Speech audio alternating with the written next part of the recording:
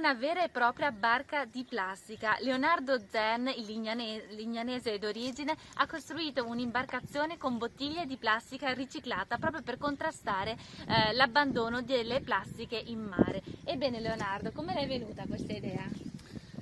Allora, io ho iniziato innanzitutto con mio fratello, che è il presidente dell'Associazione Pescatori Galignano Tuna Club, e loro hanno fatto una campagna di sensibilizzazione per la raccolta della plastica in mare.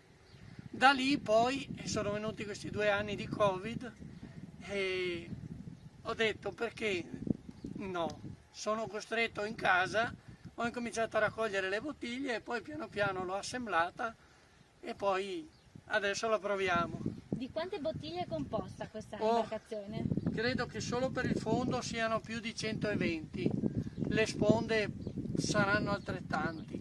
E adesso cosa ne farà di questa barca? Adesso la proviamo. Vediamo se funziona. Esatto, vediamo, dai.